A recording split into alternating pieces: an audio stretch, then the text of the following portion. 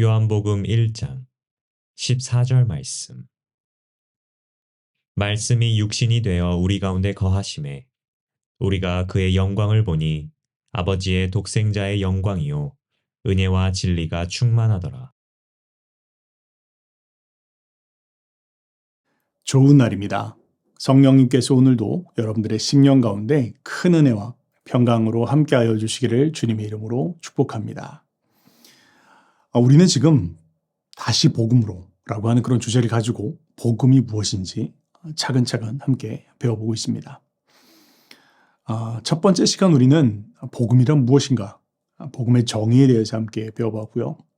그 다음은 우리가 하나님은 누구신지, 또 인간은 누구인지에 대한 부분들 함께 지난 시간까지 살펴보았습니다.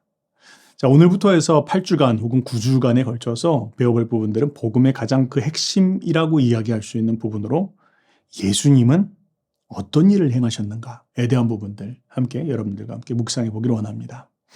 자, 오늘은 그 첫 번째로 성육신에 대해서 함께 배워보기를 원합니다. 여러분, 우리가 복음을 이렇게 예수님에 대해서 복음을 전하다 보면 다양한 그런 질문들을 받게 되는데요. 어떤 질문들은 참 우리를 당혹하게 할 때가 있습니다. 이런 질문들을 할 때가 있죠. 아니, 신이라면 초월적으로 시공간을 초월해서 능력의 그런 모습으로 나타나야지 어떻게 인간의 모습을 가지고 나타날 수가 있어? 이런 이야기들을 하는 사람들을 만날 때가 있습니다. 근데 그런 얘기를 듣고 있으면 참 그도 그럴 것이 이렇게 하나님이 인간의 몸을 입고 왔다라는 것, 이것은 우리의 인식의 한계, 이해의 한계를 뛰어넘는 일입니다. 그래서 참 그렇게 이해를 못하는구나라는 것도 한면으로는 이해가 되어집니다. 뭐 이런 것뿐만 아니라 어떤 사람들은 어떻게 그 나사렛 예수 목수가 십자가라는 그 형틀에서 죽은 그 사건이 어떻게 모든 인류의 죄를 다 사해줄 수 있어? 이것도 우리의 이해의 한계를 넘어서는 일이죠. 때문에 사람들은 뭐 다양하게 이야기합니다. 예수가 십자가에 죽은 것이 아니야. 뭐 예수님과 그 십자가에 달려 죽은 건 다른 그런 죄인이었을 거야. 뭐 죽지 않았어. 잠깐 기절했다가 살아난 걸 거야. 뭐 이런 이야기를 하는 사람들은 다양하게 만납니다. 또 어떤 사람들은 이런 질문들을 하죠. 그 동정녀 마리아에게서 태어났다라고 하는데 이게 어떻게 생물학적으로 가능한 거냐. 이런 얘기들을 하는 사람들이 있습니다. 그렇습니다. 이 모든 것들이 우리의 어떤 인식과 또 이해의 한계를 뛰어넘는 그런 일들입니다. 때문에 그런 것을 우리가 때로는 그냥 이해한다는 건 참 쉽지가 않은, 하나님께서 계시해 주시고 또 알게 해 주시지 않으면 참 이해하기 쉽지 않은 그런 문제인 만큼은 확실합니다. 자, 그런데요, 이 어떤 것들보다 더욱 우리를 당혹스럽게 하고 또 참 난처하게 만드는 것이 있습니다. 그것이 무엇입니까? 바로 이것, 하나님께서 인간이 되셨다라고 하는 것. 이 하나님께서 인간이 되셨다라고 하는 이 증언, 이 성육신이라고 하는 것이 때로는 참 우리가 이해하기 힘들고 또 쉽지 않은 그런 주제인 만큼은 확실합니다. 자, 그렇다면 우리가 성육신, 곧 예수가 하나님 자신이라는 것, 그게 무엇인지, 또 그것이 우리와 무슨 상관이 있는 것인지 오늘 한번 생각해 봅시다. 지난 시간까지 우리는 복음의 정의에 대해서 함께 살펴보았습니다. 복음이란 무엇입니까? 복음은 하나님께서 우리를 위하여 그리스도 예수 안에서 행하신 그 일에 대한 복된 소식, 그것이 바로 복음이다라고 그렇게 이야기했습니다. 하나님은 누구신지, 또 인간은 누구신지, 인간은 누구인지, 뭐 이런 부분들을 이야기하면서 하나님은 어떤 분이시죠? 하나님은 거룩한 분이십니다. 하나님은 의로우신 분이십니다. 하나님은 또한 초월적인 그런 분이십니다. 근데 그에 반해서 인간은 어떤 존재입니까? 인간은 하나님은 조물주이시지만 인간은 피조물입니다. 그런데 그냥 피조물인 뿐만 아니라 마귀의 꾀임에 빠져서 죄를 지은 이후에 인간은 하나님의 그 창조의 목적에서 이탈하였고 또 하나님의 정하신 법을 어긋나서 살아가는 그런 불법한 자여 범법한 자들이라는 것. 그래서 그 하나님이라고 하는 그 초월적인 분과 인간 사이에는 절대적인 간극이 있다는 것을 우리는 배웠습니다. 그 결과 어떻게 되었습니까? 인간은 영원한 죽음을 향해서 오늘도 한 걸음씩 한 걸음씩 나아가고 있는 그런 위기의 운명 가운데 처해 있다는 것을 성경은 이야기합니다. 뿐만 아니라 타락한 인간은 무능하여서 자기 스스로 자력으로 구원을 받거나 혹은 스스로 갱신하거나 혹은 계도할 수 없다라는 것, 이것도 성경이 우리 가운데 이야기하고 있는 진리입니다.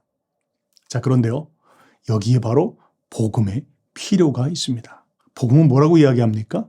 그런 우리를 위하여 하나님께서 그리스도 안에서 행하신 일이 있다라고 우리 가운데 이야기해주고 있기 때문입니다. 자, 바로 그 첫 번째 사건이 바로 성육신이라고 하는 것이죠. 여러분, 성육신은 무엇입니까? 성육신은 하나님이신 예수께서 사람의 육신의 몸을 입으시고 동정녀 마리아의 몸을 통해서 이 세상에 오신 사건, 바로 그것이 성육신입니다.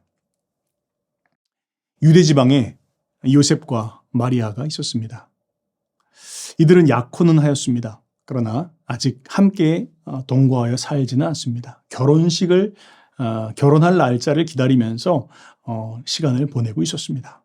자, 그런데 어느 날 이 마리아가 요셉에게 와서 이야기를 합니다.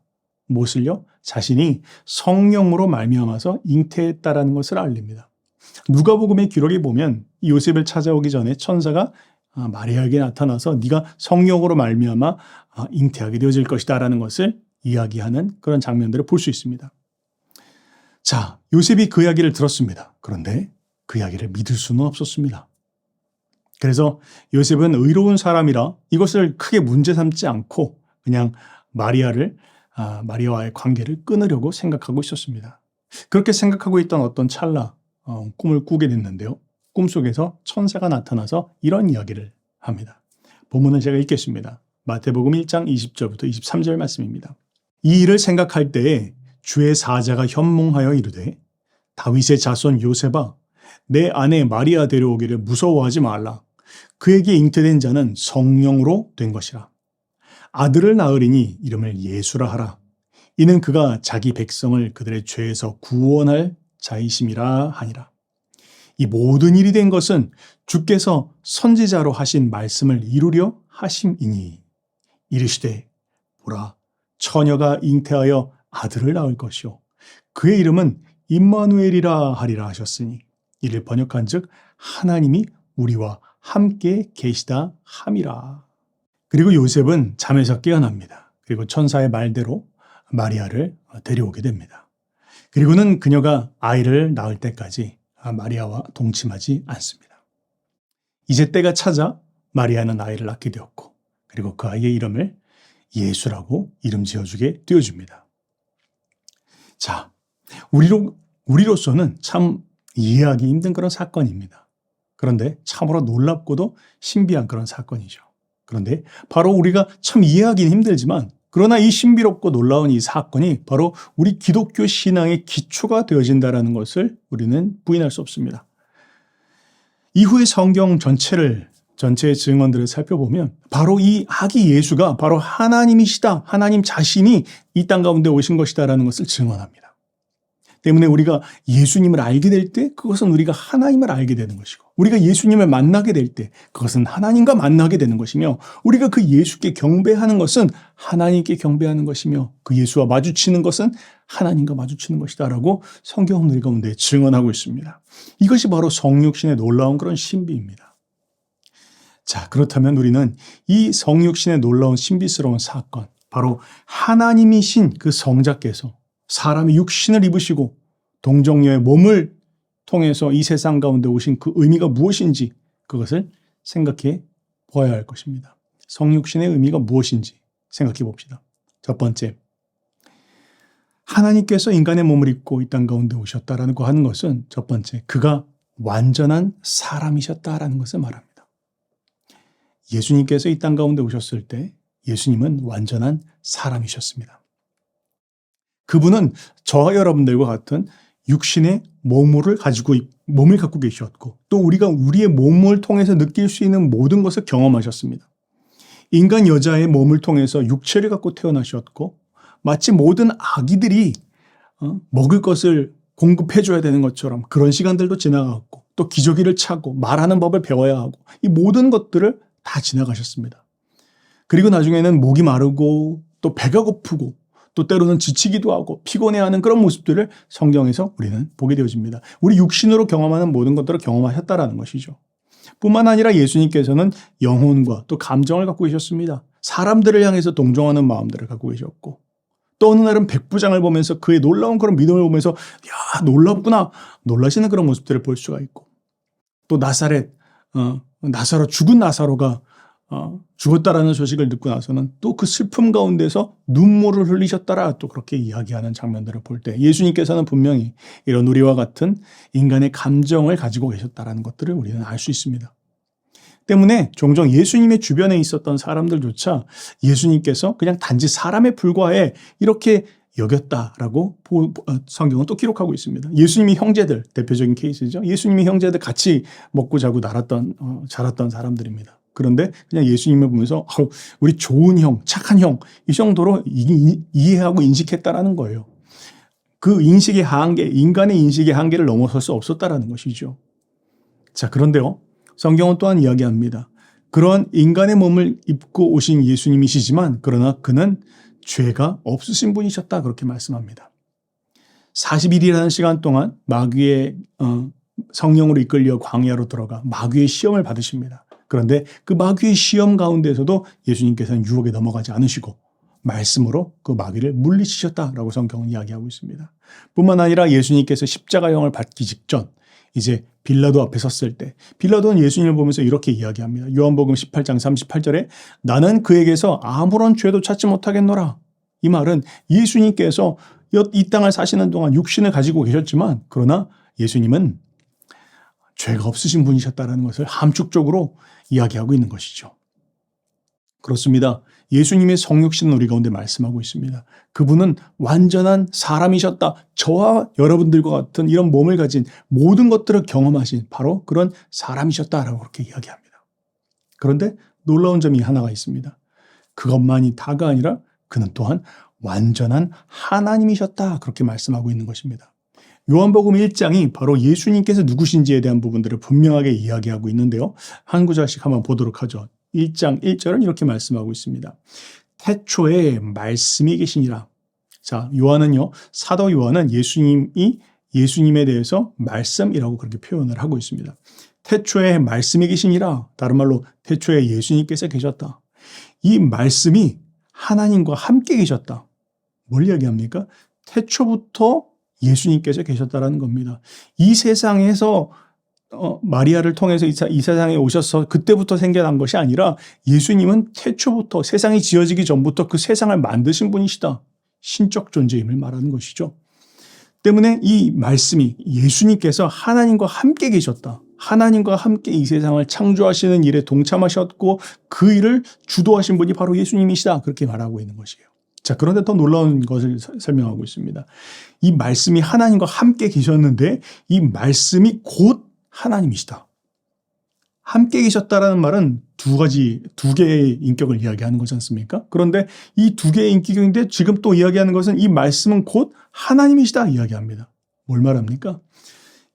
예수님께서는 성부 하나님과 다른 분이시지만 그러나 같은 신성을 가진 존재셨다라는 부분들을 설명하고 있는 것입니다. 2절과 3절은 또한 이렇게 말씀합니다. 그가 태초에 하나님과 함께 계셨고 만물이 그로 말미암아 지은 바 되었으니 지은 것이 하나도 그가 없이 된 것이 없다. 자, 그가 태초부터 하나님과 함께 계셨고 앞절에서 이야기한 것을 지금 반복해서 이야기하고 있어요. 그가 태초부터 하나님과 함께 계신 분이셨고 모든 이 세상 만물은 그와 그의 손을 통해서 그가 아니고선 지어진 것이 없고 창조의 모든 영역 가운데 그가 관여하셨고 그가 이루셨다라는 부분들을 이야기하고 있습니다. 자, 그러면서 쭉 내려가다 보면 14절에 이런 말씀을 하고 있습니다.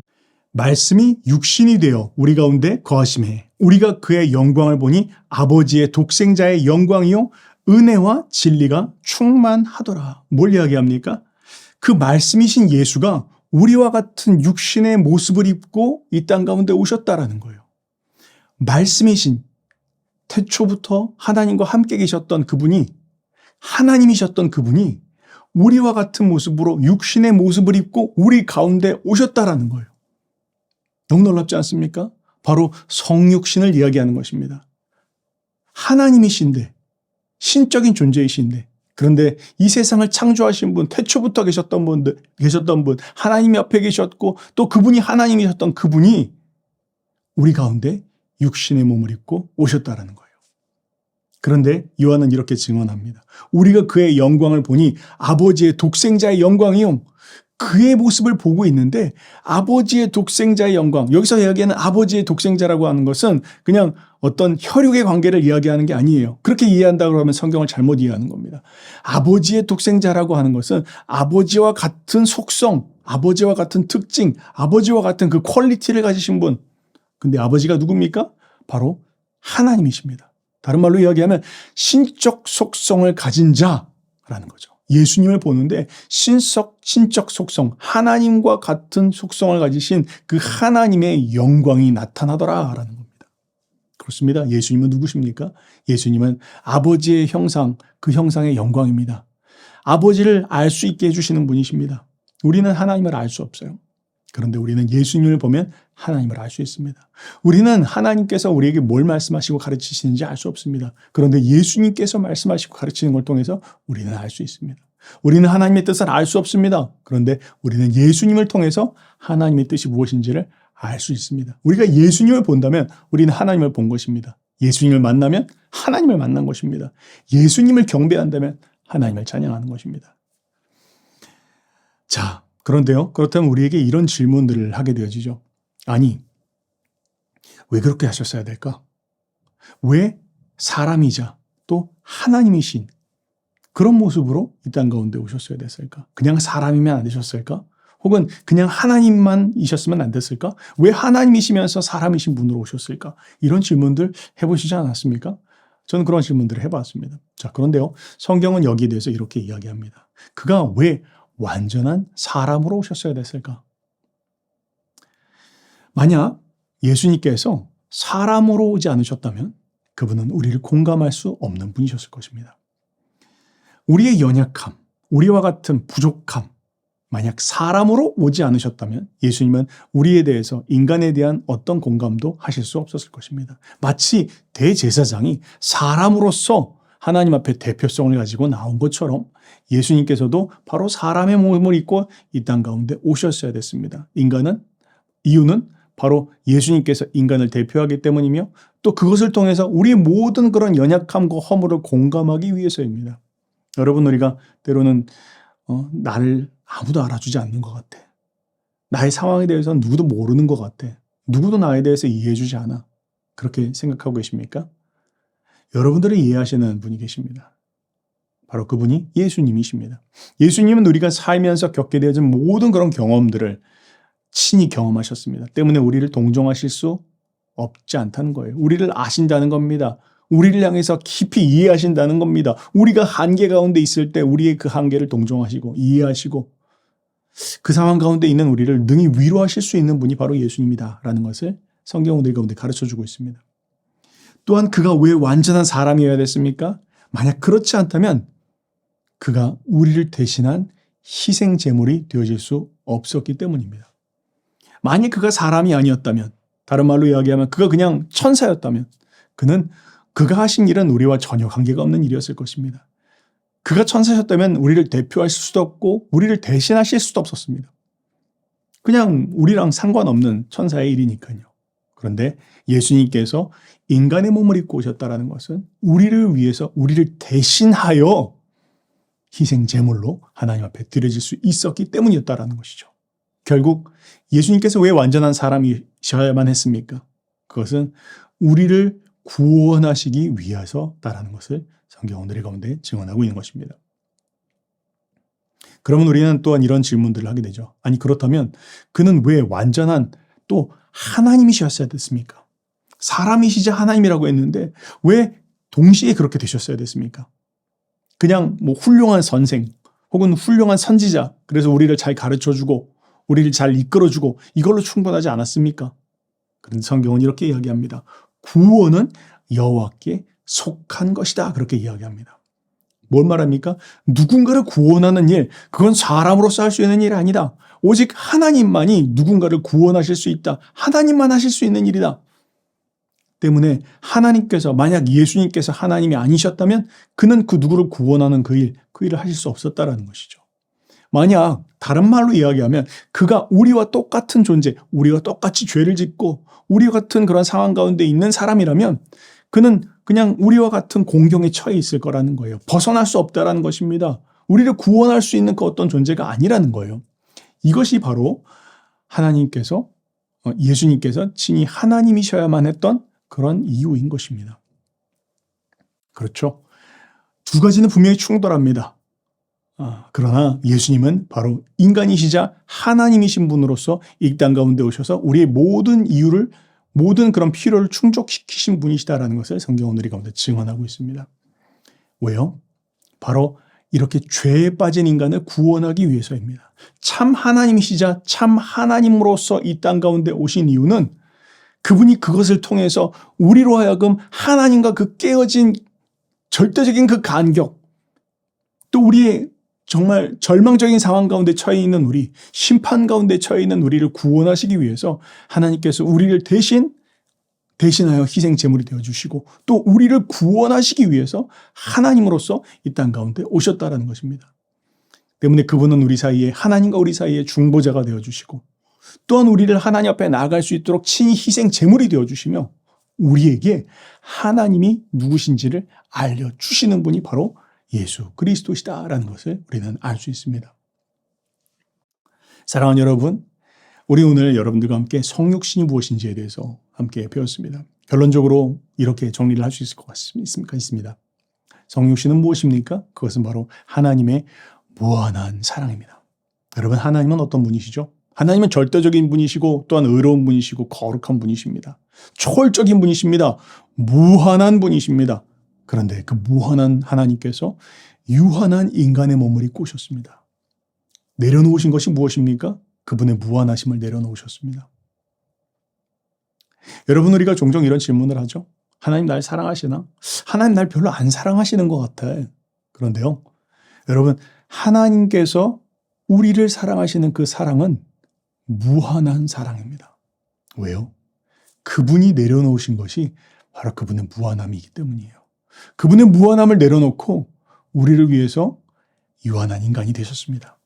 그분이 내려놓으신 그 영광의 크기, 그 무한하심의 크기를 한번 묵상해 보시기 바랍니다. 그것이 저와 여러분들을 향한 사랑의 크기입니다. 그것이 성육신의 비밀 가운데 담겨있는 놀라운 은혜라는 거 우리가 잊지 않아야 할 것입니다. 그 은혜를 묵상하면서 승리하시는 저와 여러분들 되시기를 주님의 이름으로 축복합니다.